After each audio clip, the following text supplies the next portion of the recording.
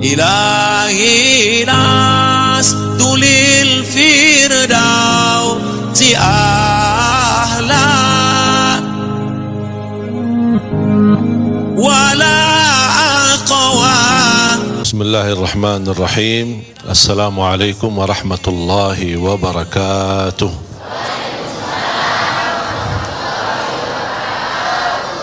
الحمد لله رب العالمين. أشهد أن لا إله إلا الله وأشهد أن محمدا عبده ورسوله. اللهم صل وسلم وبارك على سيدنا محمد وعلى آله وصحبه ومن تبعهم بإحسان إلى يوم الدين. اللهم علمنا ما ينفعنا وانفعنا بما علمتنا وزدنا علما وتقى. Istiqamah bisa dikatakan susah-susah, gampang-gampang, gampang susah juga. Sebenarnya ini tergantung pemahaman kita. Orang banyak yang menartikan istiqamah adalah kita mampu menjaga kebaikan itu tanpa kita ada rasa hambatan atau terputus. Dan saya ingatkan hadis Rasulullah sallallahu alaihi wasallam, kalau kita mampu terapkan dalam kehidupan kita, insya-Allah kita akan mampu membawa istiqamah. Rasulullah sallallahu alaihi wasallam bersabda, "Saddidu wa qaribu, falan yadkhul ahadukumul jannata bi'amalihi, wa inna Allah yuhibbu minal 'amali adwamahu wa in qall." Sebagaimana bersabda Rasulullah sallallahu alaihi wasallam di hadis yang diriwayatkan Imam Bukhari, saddidu wa qaribu. Ada dua hal yang perlu kita perhatikan dalam istiqamah. Saddidu artinya kita bisa menyempurnakan keistiqamahan dalam beribadah. Kita tidak jauh dari istiqamah dalam segala aktivitas. Dan saddidu berarti kita sudah hakikatnya istiqamah, kita bisa membawakan kesempurnaan dalam istiqamah kita. Tapi pasti dalam menjalani istiqamah dalam beribadah, pasti ada kadang-kadang istilahnya malas, ada sifat sombak, ya, ada sifat lelah, capek, bosan. Kalau sudah merasa tidak bisa menyempurnakan keistiqamahan itu, ambil tahap yang kedua yang disebutkan oleh Rasulullah SAW, wa qaribu, dekatilah dengan istiqamah. Jangan kita orang karena tidak mampu istiqamah sama sekali malah tinggalkan istiqamah. Istilahnya kalau kita tidak bisa menjaga kebaikan-kebaikan terus menerus, kita paling tidak walaupun berkurang kebaikan dan amal saleh yang biasa kita lakukan, tapi daripada tidak melakukannya sama sekali. Dan Allah lebih senang amalan hamba adalah dari istiqamahannya yang sedikit-sedikit tetapi rutin.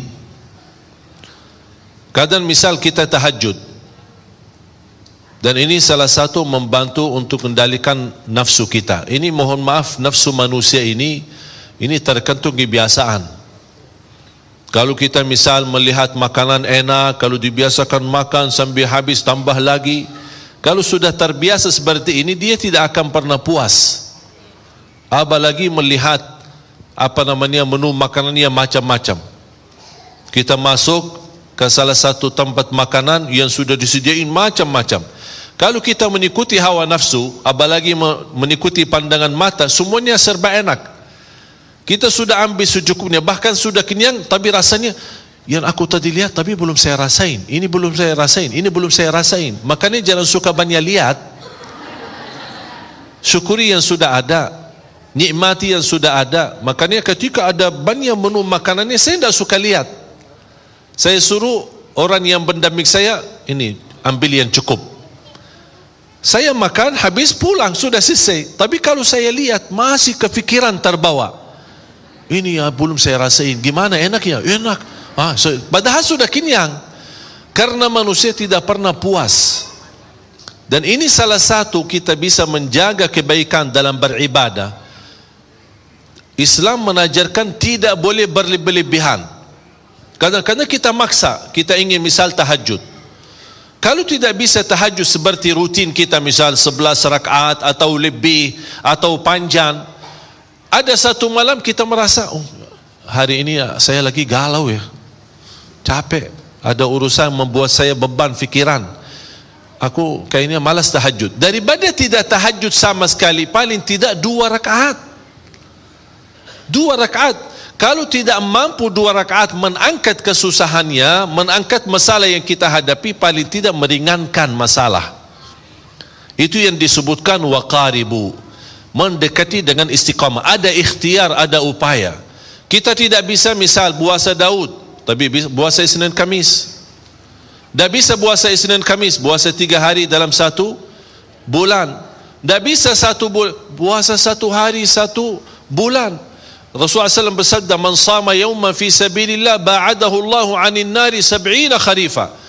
Karena inti daripada puasa adalah benar-benar puasa lillahi ta'ala imanan wa ihtisaba, percaya, beriman kepada Allah, menjalankan ibadah puasa dan mengharapkan ridha Allah Subhanahu wa taala, dibalas kebaikan. Siapa yang tidak harap dibalas kebaikan oleh Allah Subhanahu wa taala? Makanya Allah Subhanahu wa taala menjanjikan banyak, bahkan ada pahala-pahala dan karunia yang Allah rahasiakan, Allah sembunyikan, Allah sediakan bagi hamba-hamba, dan itu balasan bagi apa yang telah kita kerjakan. A'udzu billahi minasyaitonir rajim. Bismillahirrahmanirrahim. فلا تعلم نفس ما أخفي لهم من قرة أعين جزاء بما كانوا يعملون. Allah Subhanahu wa taala memberikan berita gembira bagi hamba yang selalu baik sangka sama Allah Subhanahu wa taala. Tidak ada jiwa pun yang boleh tahu apa yang telah dirahasiakan oleh Allah dari pahala. Tapi jumpa yang membuat menarik di janji Allah ini, bukan pahala yang dirahasiakan, tapi pahala yang dirahasiakan ini bakal akan menenangkan hati, kata Allah Subhanahu wa taala. Akan membuat kamu puas, membuat kamu bahagia, kata Allah Subhanahu wa taala. Percaya enggak janji Allah? Kenapa ya Allah dirahasiakan sampai balasan ini akan menenangkan hati? Jazaa'an bima kanu ya'malun. Banyak atau sedikit, itu akan menjadi balasan bagi apa yang telah kamu kerjakan. Itulah istiqamah. Kita bisa kendalikan diri, kalau tidak mampu sempurna, barin tidak berusaha mendekati kepada istiqamah. A'udzu billahi minasyaitonir rajim. Bismillahirrahmanirrahim. Alhamdulillahi rabbil alamin. الرحمن الرحيم مالك يوم الدين إياك نعبد وإياك نستعين اهدنا الصراط المستقيم صراط الذين أنعمت عليهم غير المغضوب عليهم ولا الضالين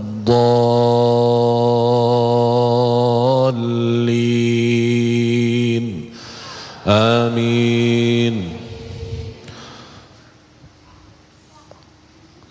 Jemaah sekalian, sebenarnya Al-Fatihah ini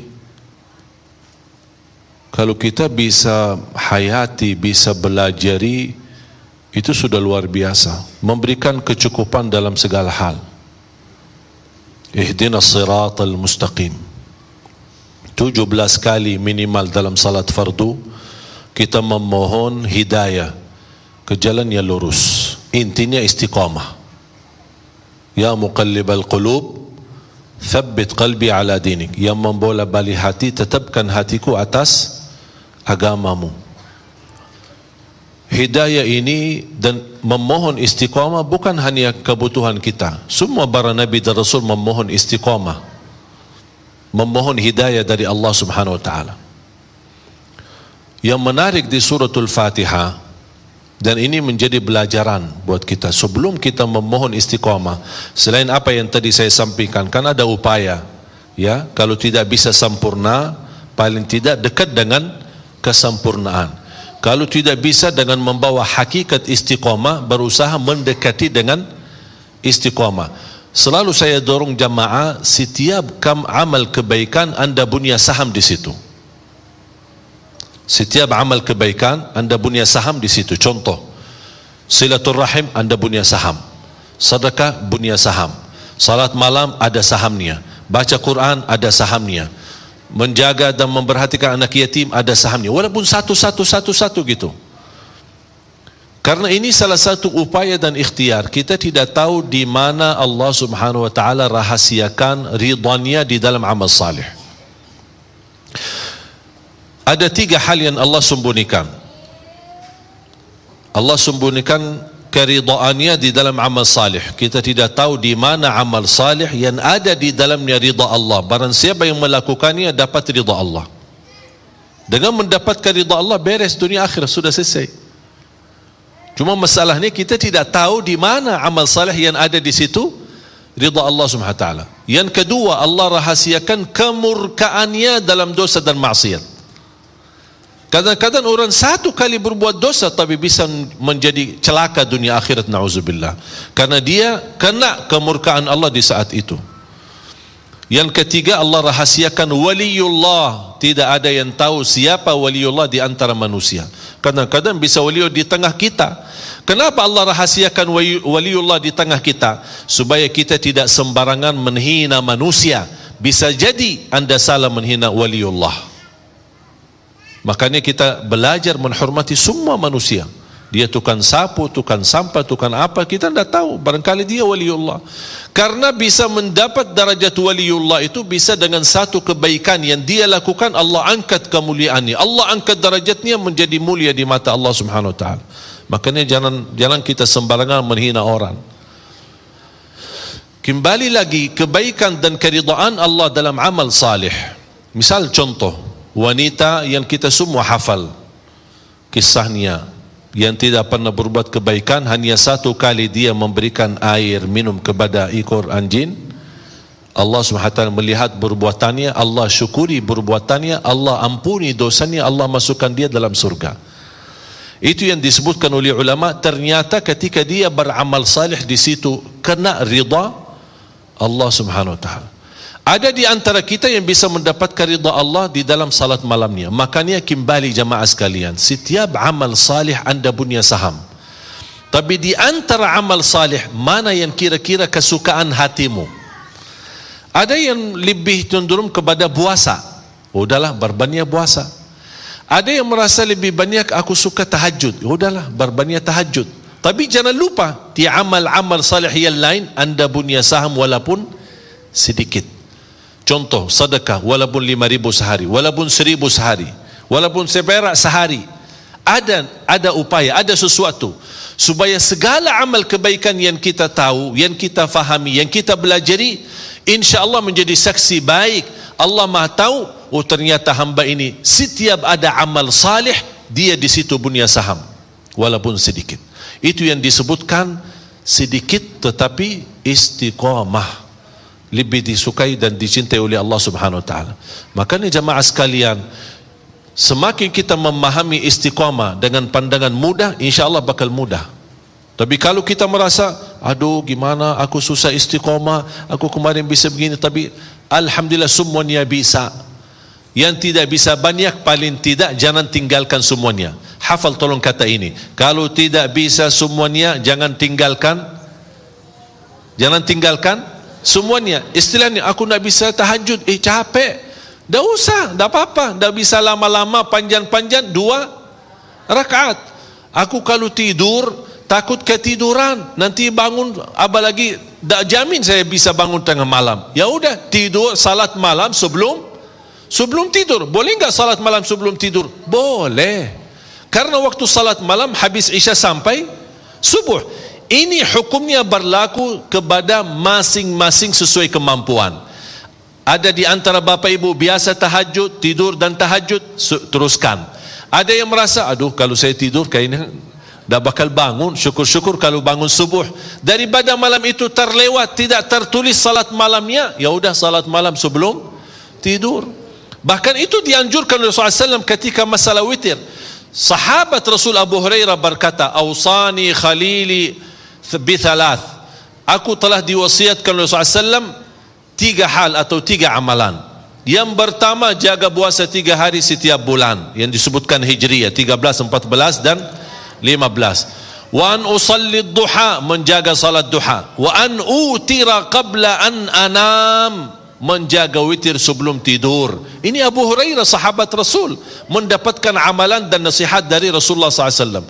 Dan ini kembali, kenapa ada hadis witir sebelum tidur, ada hadis witir adalah penutup salat malam. Ini memberikan pandangan kemampuan masing-masing. Ada yang bisa menutup witirnya malam harinya dan dia bisa tahajud santai-santai biasa. Alhamdulillah, teruskan, ikutin hadis ini. Kalau anda merasa tidak mampu, berarti anda punya pilihan lain, mengikuti hadis witir sebelum tidur. Tapi kalau sudah bangun tidur lagi, bisa tahajud lagi, bisa salat lagi, tapi tidak boleh witir lagi karena sudah witir duluan. Jamaah sekalian yang dimuliakan Allah Subhanahu wa taala, termasuk di bulan suci Ramadan, salah satu yang perlu diperhatikan, perhatiannya lebih banyak kepada Al-Quran. Kalau biasa katanya bulan haji adalah ibadah haji, berarti kita lebih banyak memperhatikan ibadah haji. Kalau tidak bisa berhaji, ada penggantinya, berbanyak puasa di 10 hari pertama Dzulhijjah, berbanyak zikir, berbanyak amal salih. Ada banyak. Setiap musim ibadah ada sesuatu keistimewaan dan kelebihan yang perlu kita perhatikan. إلهي لست لله